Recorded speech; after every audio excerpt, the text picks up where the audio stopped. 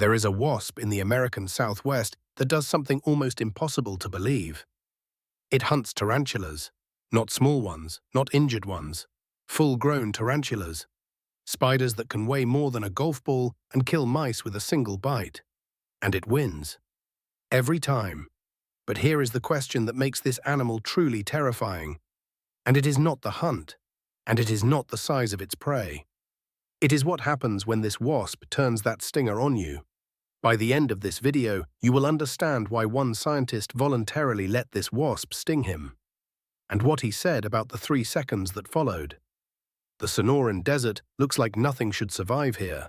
Scorched rock, sparse shrubs, temperatures that push past 110 degrees Fahrenheit in summer. But cruising low over the sand, hunting with terrifying patience, is one of the largest wasps in North America. The tarantula hawk. Its scientific name is Pepsis grossa. Though several closely related species share the same common name, the body is jet black. The wings burn with a deep, rusty orange, almost metallic in direct sunlight. It stretches up to 2 inches long, roughly the size of your thumb, and attached to the rear of that body is a stinger nearly 1/3 of an inch long.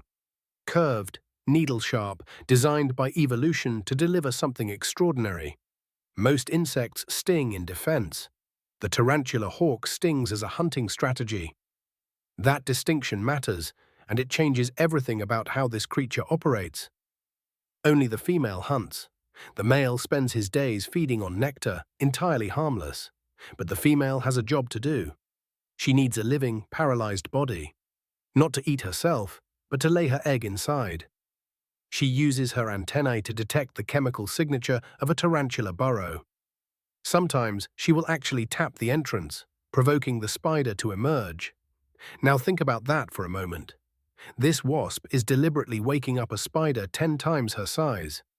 A spider with fangs capable of piercing human skin. A spider that could kill her instantly if it landed the first strike. The battle, when it happens, is brief and brutal. The wasp is faster. She darts beneath the tarantula, folding the spider's legs back with her own, and drives the stinger into the softer tissue on the underside of the abdomen, precisely between 2 nerve clusters.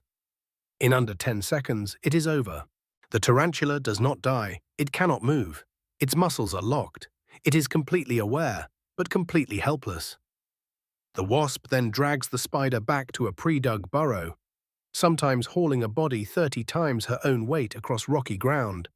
She lays a single egg on the spider's abdomen, seals the burrow, and leaves. What happens inside that sealed chamber is one of the darkest things in the natural world, but we will come back to that. In the 1980s, an American entomologist named Justin Schmidt did something that most people would consider insane. He let hundreds of different stinging insects sting him. On purpose, repeatedly, his goal was to build a scientific scale, a way to rank and describe the pain of different insect stings. He called it the Schmidt Sting Pain Index. The scale runs from 1 to 4. A sweat bee is a 1, a honeybee is a 2. A bullet ant, widely considered the most painful sting of any insect, is a 4. The tarantula hawk is also a 4. Schmidt described the sting in words that have become almost legendary in the scientific community. He wrote, and this is a direct quote, "Blinding, fierce, shockingly electric. A running hairdryer has just fallen into your bubble bath. 3 seconds. That is how long the peak pain lasts. 3 seconds of something Schmidt said made rational thought impossible. His advice for anyone stung by a tarantula hawk: lie down and scream. Not because it helps, but because it is the only thing you can really do. The venom is not designed to kill you. It is not even designed to cause lasting damage. It is designed to cause maximum, overwhelming, immediate pain, in the 3 seconds it takes for a tarantula to stop fighting back. So what is actually in that venom? Tarantula hawk venom contains a cocktail of compounds, including mastoparin peptides, which attack cell membranes and trigger rapid paralysis in arthropods. In insects and spiders, the venom shuts down neuromuscular function almost instantly. That is why the tarantula goes limp within seconds. In mammals, including humans, the neurological pathway is different. The venom does not paralyze you. Instead, it triggers an overwhelming pain signal that floods the nervous system. Researchers believe this extreme pain response in mammals is an evolved warning, a deterrent so powerful that almost nothing in the desert tries to eat a tarantula hawk twice. Almost nothing. The roadrunner is one of the few animals that will attempt to eat tarantula hawks, and it does so cautiously, stunning the wasp first by bashing it against a rock. Now, back to the sealed chamber. The tarantula is alive, paralyzed but breathing, kept in a kind of living suspension. The egg hatches after a few days. The larva that emerges begins to feed, carefully at first, avoiding the vital organs, keeping the spider alive as long as possible. Over several weeks, the larva consumes the tarantula from the inside, finishing with the organs last, maximizing the time the food supply remains fresh.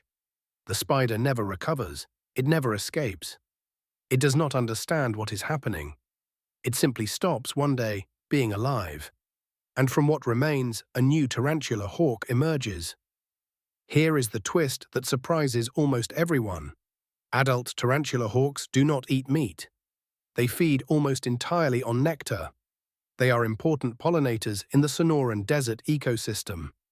The hunting, the paralysis, the buried spider, the living larder. That is all for the offspring. The adult lives a relatively peaceful life, hovering between blooms in the desert sun. It is only dangerous when it feels cornered. Entomologists who study them in the field report that the wasps are generally non-aggressive toward humans unless handled or accidentally trapped against skin. That does not make the sting any less catastrophic if it happens.